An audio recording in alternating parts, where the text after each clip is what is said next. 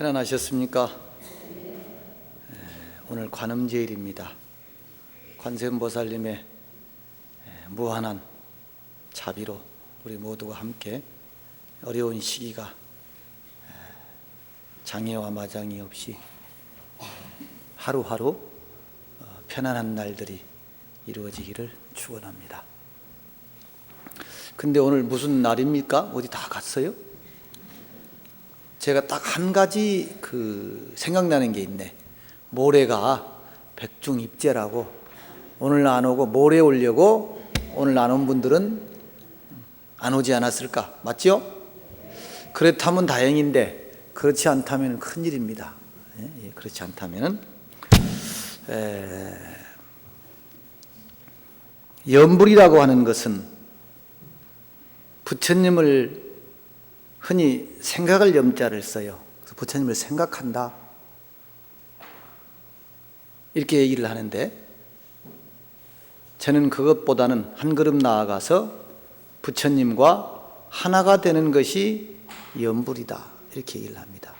오늘 관음제일이라고 하면은 관세음보살과 하나가 되는 날이에요.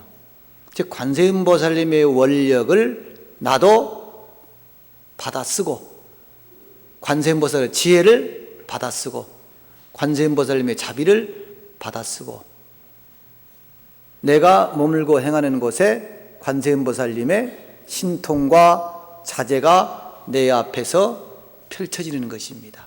이것이 관음염불, 관음기도, 지장기도 이러는 거예요. 그런데 그 기본은 뭐냐?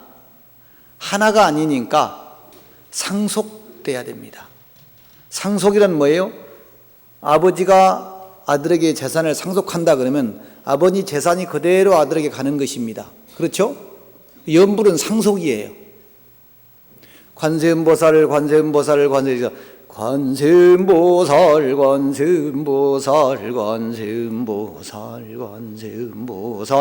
이렇게 하면은 관세음보살이 끊어지지 않고 계속 이어져서 관세음과 내가 하나가 되는 거예요. 일심동체라 그러죠. 여러분들 부부는 일심동체다 그래요. 근데 뭐예요? 늘 떨어져 있으니까 일심동체는 아니에요.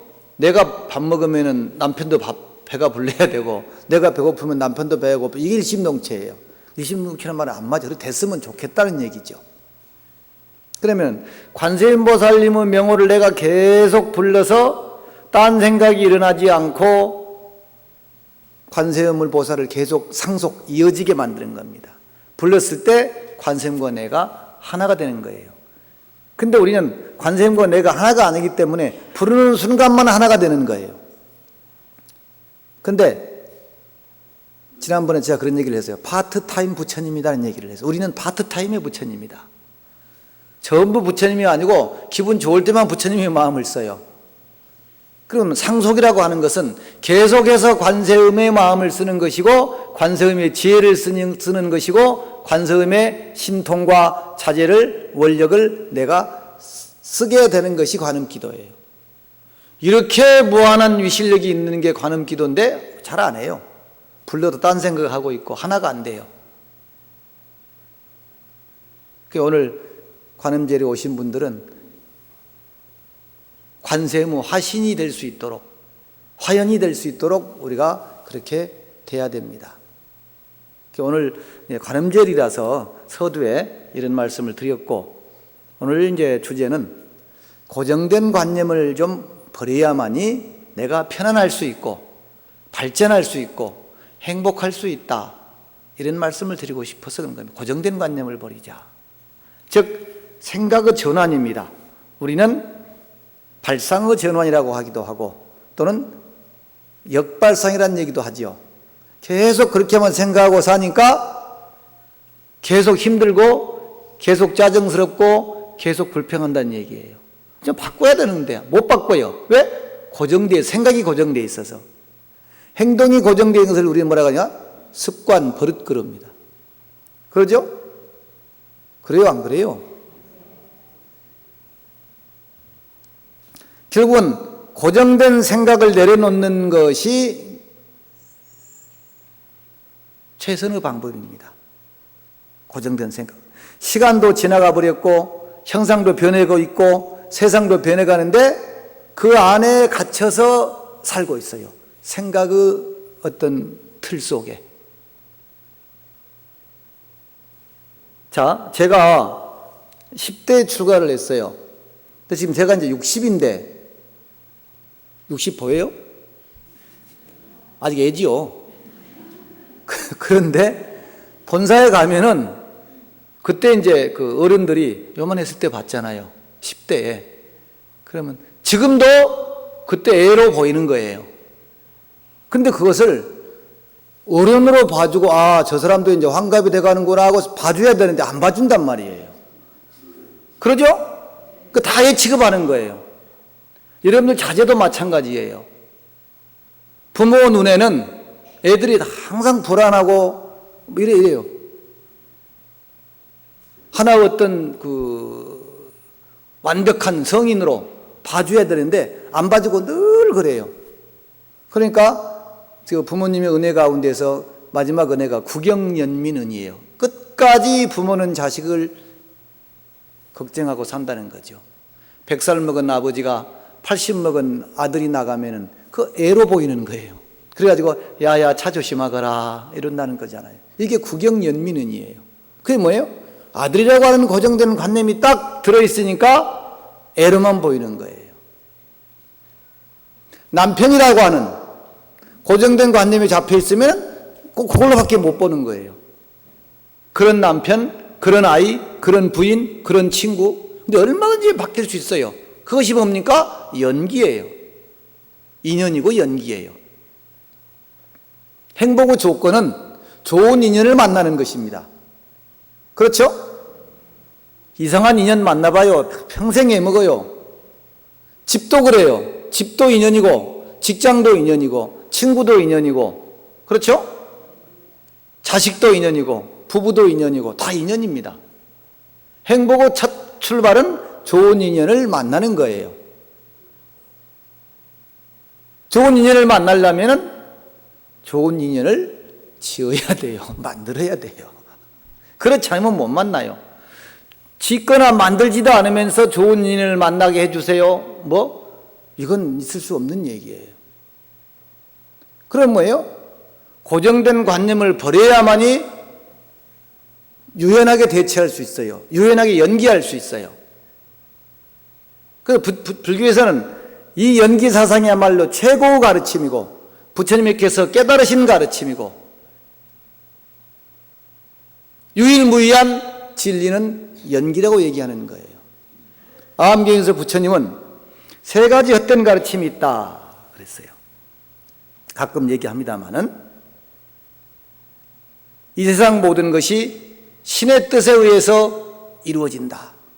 그러니까 뭐예요? 신에 의지하지 않으면 내가 구원을 받을 수도 없고 아무것도 이루고 할 수가 없어요. 이것을 신의론, 존의론이다 그런다 그랬죠. 두 번째는 정말 고정되게 보는 것이에요. 운명론, 숙명론이에요. 세상은 사주팔자대로 가니까 어떻게 바꿀 수가 없다. 운명대로, 숙명대로. 근데 그 사주팔자를 왜 보는지는 모르겠어요.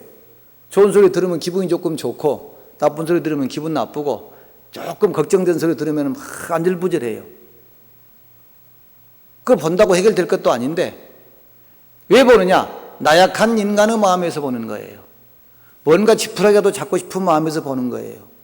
근데 그건 지푸라기가 아니에요. 썩은 동아줄인데도 불구하고 동아줄을 잡으려고 그래요. 그 불자는 절대 그래서는 안 돼요. 기도하고 연기하는 거예요. 행불이라 그랬잖아요. 실천하는 사람이 부처님이에요.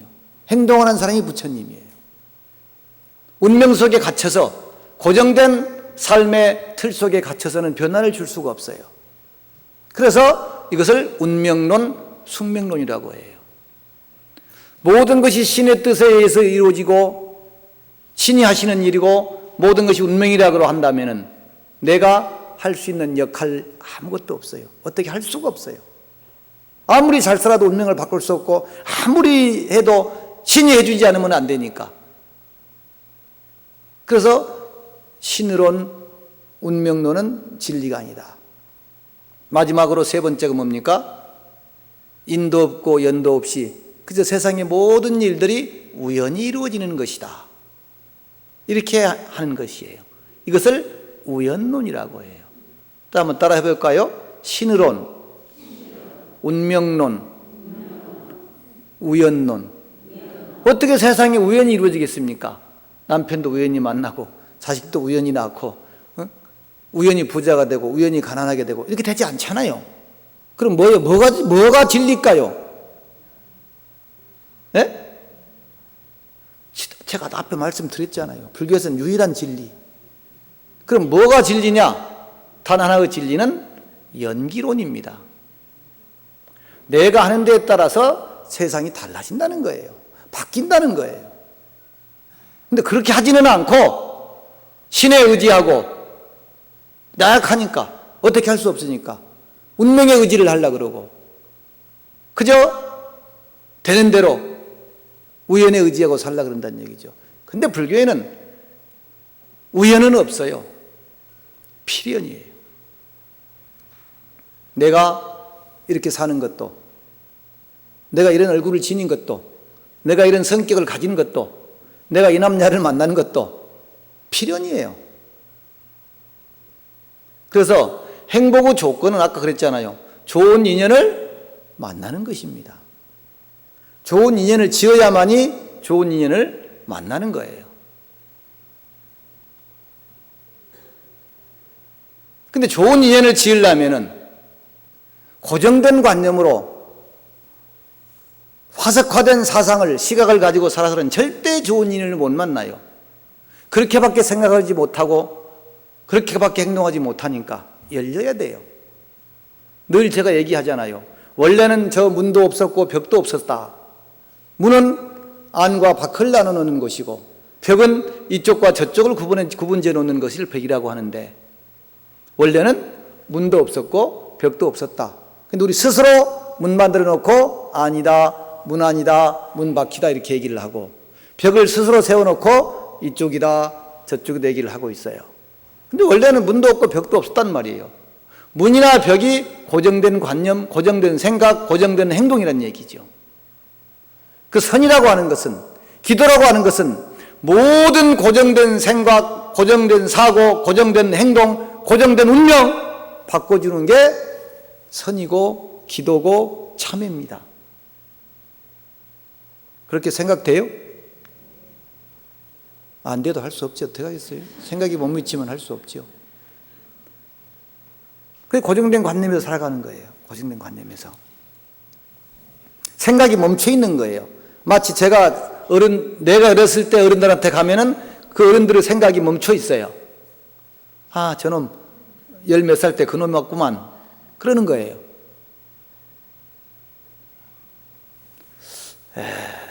중국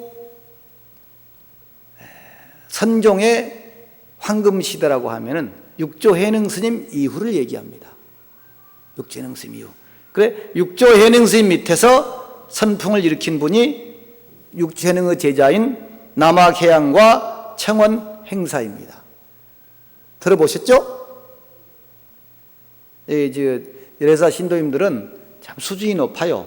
훌륭한 법사 스님들 법문을 하도 많이 들어서 수준이 높아요. 이제 저도 고민을 많이 해요. 야, 열애사 가면 무슨 얘기를 할까? 근데 수준 높은 얘기를 할까? 아니면 전설따라를 하고 올까? 근데 전설따라를 제일 좋아해요. 전설따라를. 네? 남학해양과 청원행사인데 청원행사의 밑에 석두희천이 나옵니다. 남학해양의 밑에 마조도일이 나옵니다. 여러분들 기왓장가라서 뭐 했다고 하는 그 있잖아요. 그게 마조도일이에요. 마조도일. 석두 스님의 밑에서 천왕도와 약산유엄이 나옵니다. 마조 스님 밑에서 백장 스님과 남전 보원 스님이 나옵니다. 이 정도는요, 열애사 신도쯤 되면은 조금 하고 바로 거기가 그래 이렇게 돼야 되는 거예요. 네? 중국에 5가 7종이 선종이 벌어지는데 모두 이 석두 스님과 마조 스님의 문화에서 문손들에서 5가 7종의 선종이 선의 황금 시대가 이루어집니다. 결국은 뭐예요? 그 할아버지인 육조 현행 스님을 정점으로 해서 그 밑으로 쭉 벌어져서 중국 선종의 황금 시대가 열리고 있는 것입니다. 그러면은 우리 지금 열애사도 조계종이고 통도사도 조계종이고 해인사도 조계종이니까 조계종의 종조는 누굽니까? 조계종의 종조. 이거 무슨 상품권을 하나씩 줘야 되겠네요. 맞추면. 조계종의 종조. 이거 좀 심각해요. 예?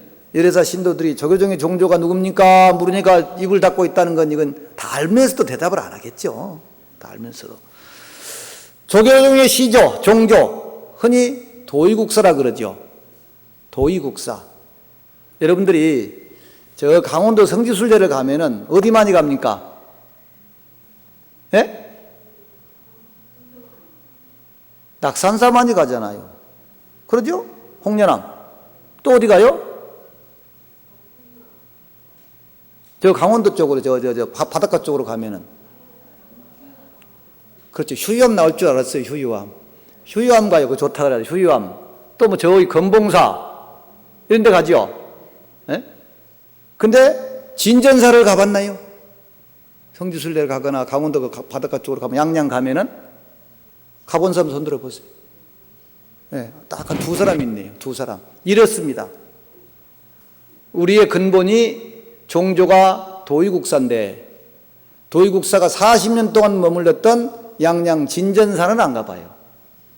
좋습니다. 탑도 좋고 터도 좋고 거기서 딱 날씨 좋은 날 보면은 그 진전사 위에 새로 보고는 절에서 보면은 날씨 좋은 날 설악산 대청봉이 싹 산 너머로 보입니다. 꼭 가보세요. 저는 몇 번씩 갑니다.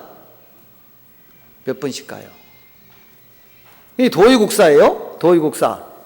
도의국사, 이 시조인 도의국사의 스승은 마조 스님의 제자인 서당지장선사입니다. 서당지장이에요. 그래서 서당지장에게 법을 받아가지고서 도의국사가 신라로 들어옵니다. 근데 그때는 신라에 선법이 없어요. 선이 없어요. 그때 아직까지. 선이 뭔지를 몰라요. 선 얘기를 하면은 몰라요. 그래서 염불이나 하고 기도나 하고 경이나 있고 이러고 있어요. 신라시대에. 도의국사가 서당 지장선사한테 법을 전해받고 오니까 선이 뭔지를 몰라요. 그래서 때가 되지 않았구나 이렇게 생각하고 40년을 양양 진전사에서 수행을 하고 사십니다. 진전사에서. 그래서 이 40년을 은둔을 하는데 이 도의국사의 제자가 염거입니다. 염거 스님에게 법을 전하고 다시 보조 최증에게 전해지고 최증이 859년에 장흥에 보림산을 창건하고 가지산문을 처음으로 엽니다. 우리는 조계종의 종조를 지금 도의국사로 근거해서 지금 보고 있는 것입니다. 도의국사. 이게 조계종 신도가 조계종의 종조가 누구야? 그럼 도의국사 이 정도는 나와야 되는 거예요. 이 정도는.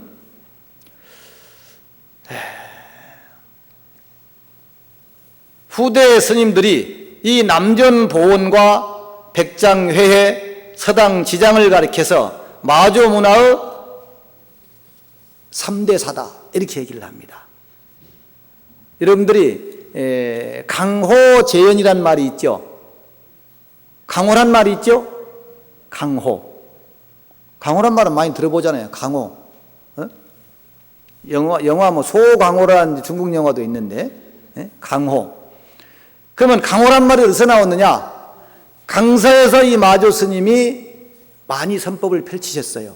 그래서 강서의 마조, 그다음 호남 지방에서는 석두 스님이 선법을 많이 펼치셨어요. 그래서 강서의 마조, 호남의 석두, 여기서 강호가 나온 거예요. 그럼 왜 강호 그러면은 천하를 얘기하는 거예요. 당시에 중국 선이 강서에 있는 마조 스님과 마조 도율 스님과 호남에서 선법을 펼치고 있었던 석두 희천선사의 양대 산맥이입니다. 전국에 있는 공부 좀 하겠다 한 사람들은 묻고 물어서 마조 스님 회화와 석두 스님 밑으로 법을 배우러 들어오는 거예요. 그래서 강호 그러면 천하, 온 세상 이런 의미가 된 거예요. 이때 그래서 강호라는 말은 여기서 시작된 거예요. 강서의 마조 스님, 호남의 석두 스님, 여기서 그 근원을 보면 강호가 나왔다. 그럼 강호 재연계 이런 얘기를 하잖아요. 그럼 뭐요? 온 세상의 사람들을 강호라고 그러죠. 강호라고. 이 백장 스님의 시기에 남학해양 스님, 마조, 도일 스님, 그 다음에 백장 스님입니다. 하루 일하지 않으면 하루 먹지 말아라 하고는 일일 부작이면 일일 불식이라고 하는 그 유명한 말씀을 남기고 실천하셨던 스님이 백장 스님입니다. 백장 스님. 그래서 백장 청규라고 하죠. 청규. 이 백장 스님 그 시기에 사마두타라고 하는 스님이 계셨어요. 아주 풍수를 잘 봤대요. 절터를 많이 잡았어요. 이 사마 스님이. 백장 스님한테 이렇게 말을 합니다. 제가 지난날 호남에 살 때 대위산에 올라가 본 적이 있는데 그 산이 가만히 산세를 보니까 1500여 명의 대중이 모여서 살 수 있는 큰 도량으로 보입디다. 그래 백장 스님이 물어요. 욕심이 생기는 거죠. 백장 스님이 1500명의 대중을 제자를 거느리고 살 수 있는 터가 있다고 하니까. 그래 뭐래요? 내가 가서 살아도 되겠나? 내가 가면은 1500명의 제자와 대중이 그렇게 모여서 살 수 있겠나? 그러니까 이 사마 스님이 그럽니다. 스님은 여기 계시고 거기하고는 이 인연이 안 맞습니다. 거치할 곳이 아닙니다. 따로 살 사람이 있습니다. 우리 보통 보면 산에 보면은 바위가 많고 막 험악하고 뾰족뾰족한 산을 뭐라고 합니까? 악산이라 그래요? 악산도 맞죠? 골산이라 그래요. 골산. 뼈골자를 써서 골산이라 그래요. 그 다음에 바위가 없고 흙이 이렇게 맞고 펀펀하게 이렇게 돼 있는 산 있죠? 이건 뭐라 그래요? 육산이라 그래요. 육산. 하는 보살들이 입을 많이 벌려요. 골산, 육산 그래요. 골산, 육산. 그 대이산이 골산인데, 백장 스님은, 뼈로 된 지금 고린입니다. 그러니까 좀 말랐던 모양이에요. 근데 그 산은, 이렇게 흙이 많고 펑퍼짐하고 해서 육산입니다. 그래서 설사 스님께서 가신다고 해도 대중이 그렇게 많이 모이지 않을 것입니다. 옛날 스님들은 산세를 보고도 이 스님하고 맞는지 안 맞는지 산의 주인이 누군지를 이렇게 봤던 모양이에요. 그러니까 집도 마찬가지잖아요. 이 사람이 가서 살면 집이 편안한데 다른 사람이 가서 살면 삐걱거리기도 하고. 그 인연이에요. 인연. 대중도 기껏 모여야 1000명 모일까 말까 할 겁니다. 이렇게 얘기를 하는 거예요. 그래서 스님에게는 안 맞습니다. 그럼 누구를 보내면 그렇게 선풍을 일으킬 수 있겠는가? 대위산에 가서. 그때 당시에 백장 스님 밑에 많은 그 제자들이 있었지만은 화림선각이라고 하는 스님이 제일 상수 제자입니다. 그래서 시자에게 불러오게 했어요. 이 사람은 어떤가? 이렇게 물어요. 그러니 앞에서는 직접 말을 못하고 그 제자가 화림선각 스님이 나간 뒤에 기석에다 대고 아이고 저 스님은 아닙니다. 이렇게 얘기를 한 거예요. 저 스님은 아닙니다. 지금 제가 전설따라 하고 있는 거예요. 오늘은 여러분들이 전설따라 수준입니다. 지금 모르니까. 안 되겠습니다. 물러나가 한 다음에 다시 이제 위산을 불러오게 합니다. 위산 대원선사 유명한 위산을 불러오게 했는데 딱 나간 다음에 아이고 저 스님이야말로 대위산의 주인이 될 수 있을 것 같습니다. 그 위산 대원선사가 좀 뚱뚱했어요. 그러니까 육산에 딱 알맞다는 얘기예요. 그 산에 알맞는 스님이란 얘기예요. 그래서 이렇게 해서 이제 그 위산 대원 선사가 그 대위산에, 그 대위산이니까 앞에 대자를 빼버리고 이 대원 선사, 원래는 대원인데 위산이 되는 겁니다. 호가. 그러니까 지금 돌아가신 직관 큰 스님께서 법호가 가산입니다. 아시죠? 가산이 어디예요?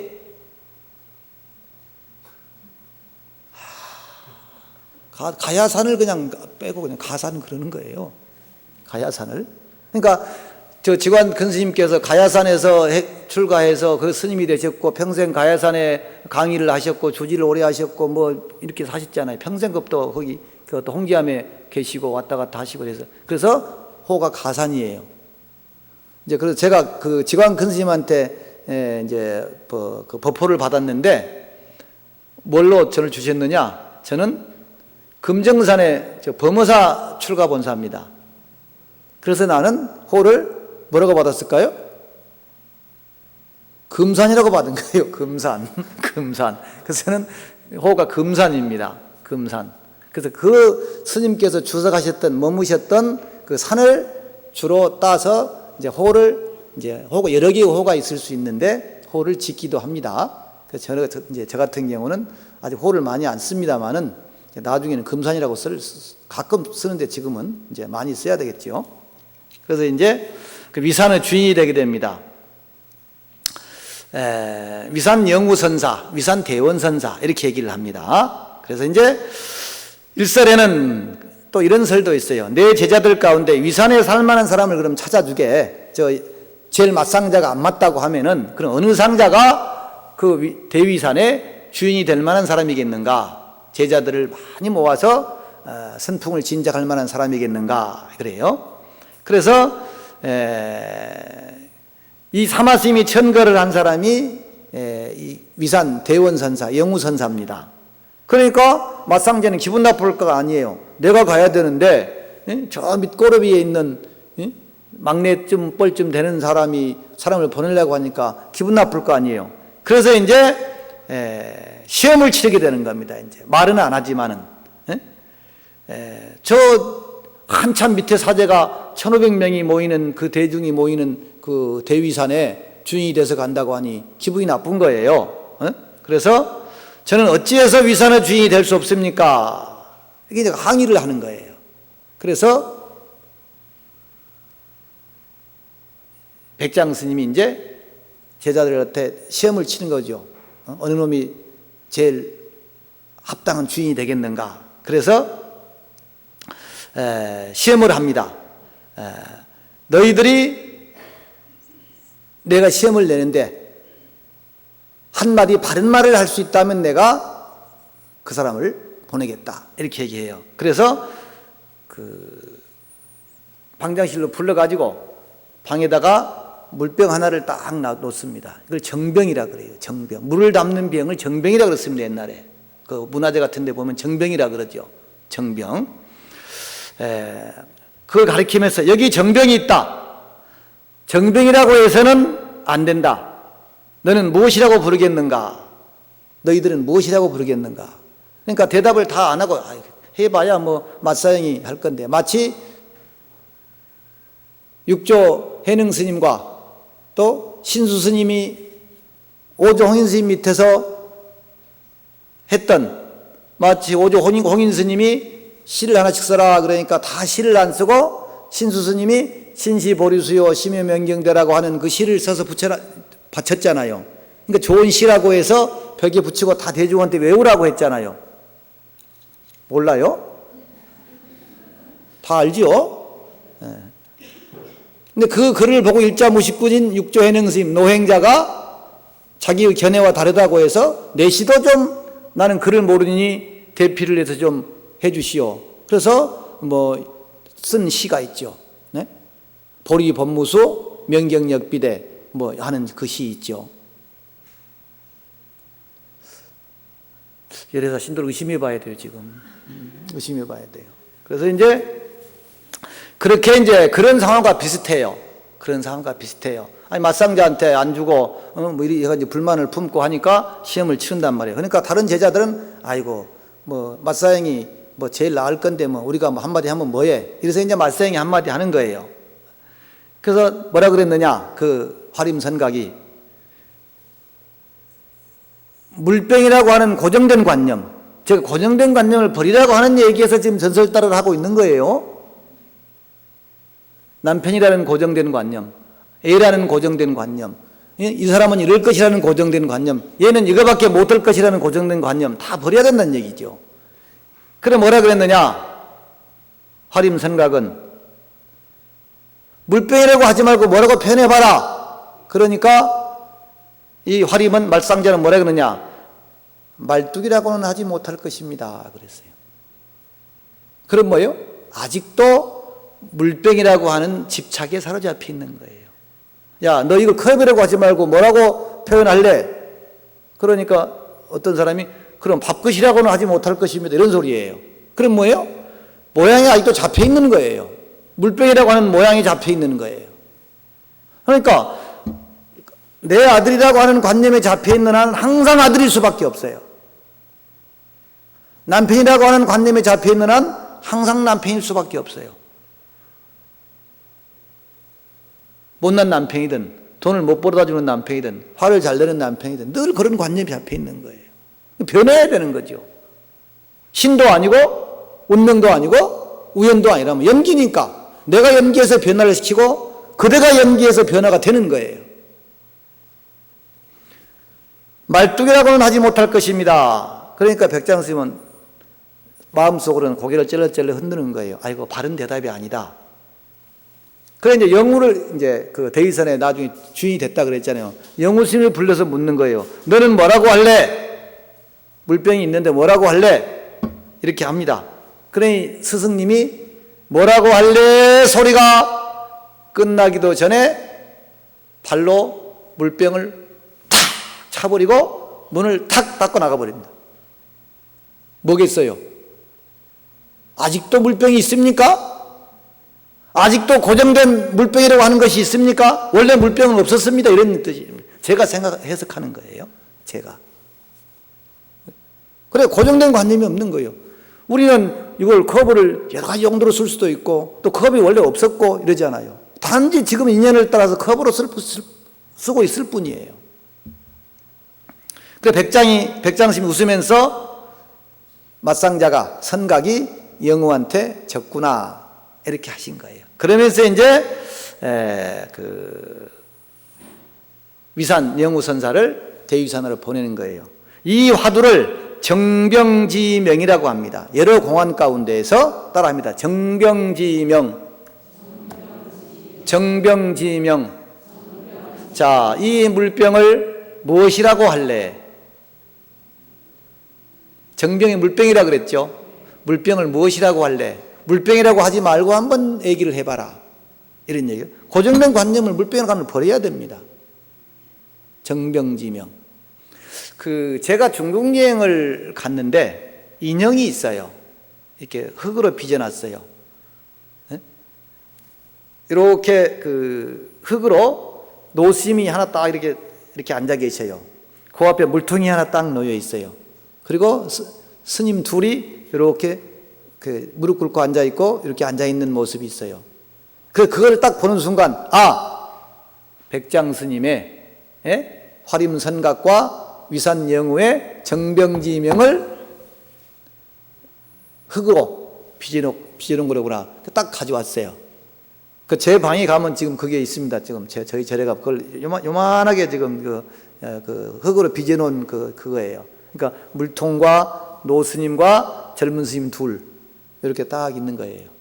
그게 바로 뭐냐면은 물통을 앞에 놓고 자 너희들 한마디 해봐라. 물병이라고 하지 말고 뭐라고 표현할래? 이랬을 때 화림선각은 말뚝이라고는 하지 못할 것입니다. 그럼 이거 술병이라고는 하지 못할 것입니다. 이거 이렇게 잡혀있죠 아직은. 근데 영우는 말 끝나기 무섭게 발로 턱 차버리고 문 닫고 나가버렸다는 얘기예요.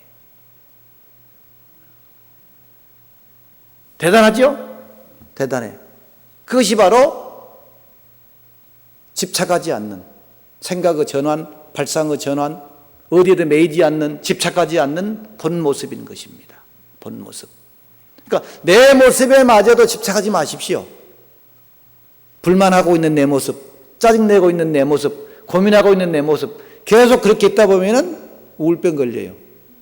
세상을 불평으로 바라봐요. 그러니까 그 마음을 오늘은 다 털어버리면 됩니다.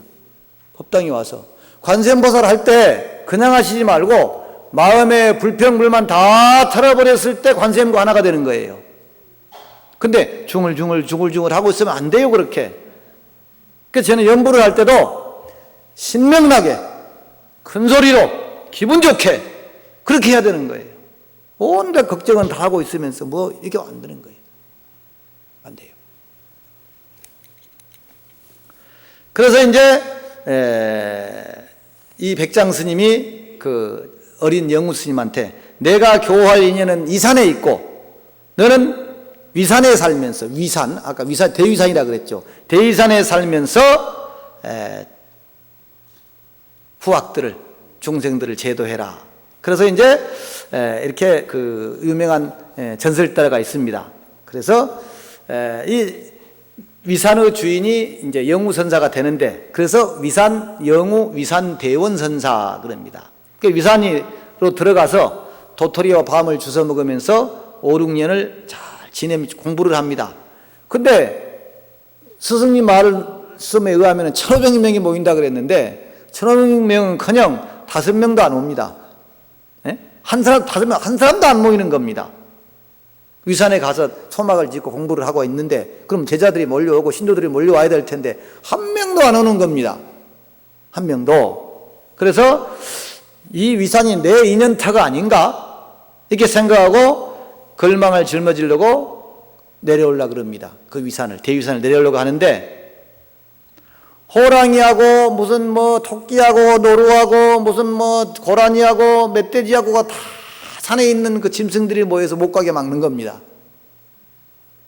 더 재밌죠, 이 대목이? 못 가게 막는 거예요. 마치 어머니가 나 이제 너희들하고 안 살란다고 집 떠나려고 그러면 아들들이 막 붙잡는 것처럼 이제 하는 거예요. 그래서 영우 스님이 그 짐승들한테 그럽니다. 내가 이 산에 정말로 인연이 있다면은 너희들이 다 각각 흩어지고 인연이 없다면은 나를 너희들 마음대로 잡아먹어라. 그럽니다. 그래 이제 그랬더니 정말 그 말을 듣고는 짐승들이 다 흩어지는 거예요. 흩어져요. 그래서 할 수 없이 걸망을 짊어지고 내려가다가 다시 그 토굴로 이제 올라갔어요. 근데 그 다음에부터 수많은 대중이 신도들이 모여 들어가지고 1,500명이 아니라 수천 명이 모이게 된 겁니다. 그래서 중국 오가 7종에서 위앙종이라고 하는 종파가 있습니다. 옛날에 위앙종. 그래서 위앙종은 위산 영우선사와 그 제자인 앙산해적선사의 이름을 따서 위앙종이 되는 겁니다. 이해하시겠어요? 중국 5가 7종 가운데에서 위앙종, 뭐 임재종, 조동종, 뭐 운문종 이런 게 있잖아요. 그래서 위앙종이 있어요, 중국에. 옛날에 중국에 선이 이렇게 됐을 때. 그래서 이 위앙종은 이 위산 영우 스님과 그 제자인 앙산 해적 스님을 위자 앙자를 따서 위앙종이라고 한다. 이해가 되셨어요? 네. 그래서 어디에도 치우침이 없는 무심의 경계, 본심의 경계에서만이 모든 것을 바로 꿰뚫어 볼 수 있는 지혜도 나오고 행동도 나올 수 있습니다. 어디에 막혀 있으면, 머물러 있으면 안 나옵니다. 마치 거울에 티끌이 묻어 있으면 티끌 때문에 얼굴이 제대로 안 보이는 것처럼 마음속에 고정된 관념이 들어있으면, 집착이 들어있으면, 시비가 들어있으면, 서운함이 들어있으면, 원한이 들어있으면 안 보인다는 거예요. 안 보이겠죠? 이상하게 보이겠죠? 이상하게 보여요. 그래서 결국 우리가 뭡니까? 세상을 평화스럽게 살아가는 데는, 행복하게 살아가는 데는 이렇게 잘못된 결국은 번뇌가 고정된 관념입니다. 번뇌 하나가 딱 마음속에 들어잡아 있으면 그 번뇌로 인해서 다 장애가 됩니다. 잘못 보입니다. 잘못 행동하게 합니다. 그럼 우리가 백중기도를 하는 것도 뭡니까? 영가에게 고정된 관념, 집착, 근심, 걱정, 미움, 원함, 시비 다 놓아버리시고 바른 세계에 가소서, 또한 행복하게 사소서. 이 기도가 백중기도예요. 그렇죠? 모레 백중기도 하니까 다 올 거죠? 근데 백중기도야말로 저는 혁명의 기도라고 합니다. 바꾸는 기도라고 합니다. 천도는 제사 지내는 걸 천도라고 하지 않고 나와 너와 우리 모두를 함께 바른 길로 가게 만드는 기도가 백중기도고 천도기도입니다. 중요한 기도예요. 변화가 와요. 실제로 해봐요. 정성으로 해봐요. 변해요. 아이가 변하고 남편이 변하고 내가 변하고 변해요. 모르니까 제대로 안 하는 거예요. 모르니까. 선가에서는 숲도 물도 바람도 모두 깨달음을 얻는다 이렇게 얘기합니다. 왜 깨달음을 얻느냐? 그들은 고집하거나 집착하거나 분별하거나 고정되어 있지 않기 때문입니다. 무엇이든 집어넣어도 받아들일 수 있습니다. 근데 하나의 생각이 잡혀 있으면 다른 생각이 못 들어옵니다. 서운한 감정이 있으면요, 남편한테 어떤 남편이 뭔 말을 해도 서운한 감정이 앞을 가립니다. 그래요, 안 그래요? 저는 모르겠어요. 뭐 결혼을 안 해봐서 모르겠는데, 근데 그럴 것 같아요. 네? 그걸로 판단해요, 다. 거기에 막혀 있으니까. 그런데 숲도 물도 바람도 깨달을 수 있는 건 뭐냐? 그들은 고집하지 않는다. 고정되어 있지 않다. 흘러갈 뿐이다. 불편한 눈으로 세상을 보면 다 불편하지만 이쁜 눈으로 보면은 처갓집 말뚝도 다 이쁘게 보이잖아요. 그것입니다. 우리들이 인연영가를 위해서 백중기도를 하는 것도 조상님을 비롯한 모든 영가, 또 백중기도는 죽은 이를 위한 기도가 아닙니다. 죽은 이를 위해서 기도 뭐하러 합니까? 살아있는 이들을 위해서 기도를 해야 죽은 이들이 영향을 받는 거예요. 이 세상의 모든 미련과 집착, 근심과 걱정을 내려놓고 해탈하셔서 행복하시라는 그런 간절한 기도입니다. 간절한 기도. 그러니까 여러분들 오늘 시간이 지금 다 돼버렸네. 벌써 전설 따라 하다 보니까 50분이 가버렸어요. 재미있었어요? 무슨 얘기 때문에 그 전설을 얘기한지 아시겠죠? 고정된 관념을 버려라. 좀 버려라.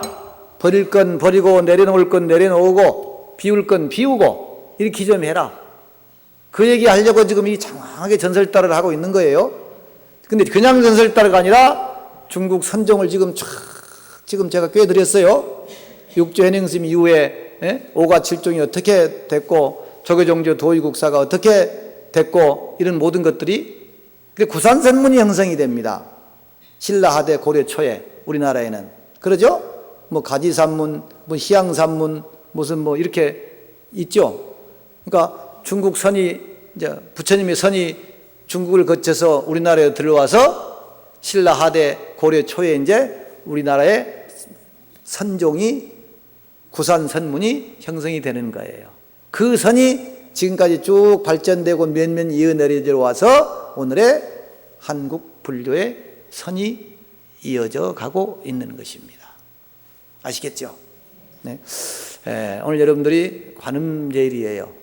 왜냐하면 모레 오시려고 다 오셨다 치고 모레 한 사람도 빠짐없이 백중 49일 지장기도 백중기도에 오셔서 이 지장기도 백중기도야말로 내가 행복하고 내 옆에 사람이 행복하고 저는 늘 그렇게 얘기를 합니다. 내가 행복해야 부모님이 행복하다. 부모님이 행복해야 내가 행복하다. 내가 편안해야 부모님이 편안하다. 부모님이 편안해야 내가 편안하다. 이것이 바로 인연이고 연기입니다. 그래서 백중기도야말로 서로를 변화시키는 무한한 작용 반작용의 위실력이 있는 기도가 백중기도이다, 이렇게 얘기를 합니다. 여러분들, 지난 관음제일 와서 곱하기 2 좀 나오세요 그랬는데 대답을 다 하셨어요. 근데 대답한 분들이 그분도 안 나와버렸네. 그분들도 제발 다음 49일 아니요 관음기도에는 곱하기 2 좀 하세요. 아셨습니까? 그럼 제가 기운이 하나도 없다니까, 내가 법회를 얼마나 못하면은 이렇게 신도님들이 안 오나, 일부러 안 오나, 이렇게 생각이 드는 거예요. 그럼 다음부터 안 와야지, 이렇게 된다니까요. 다음에 오지 말까요? 재미없어요? 어쨌든 오늘 그 관음제일 기도 참석하신 분들 다 그 마음속에 응어리, 번뇌, 분별, 집착, 미움, 원한, 시비 다 오늘 내려놓아 버리시고, 저 문을 나설 때는 관세음보살님이 되셔서 가시는 곳마다 하시는 일마다 장애 없으시고 편안하시기를 축원합니다. 마치겠습니다.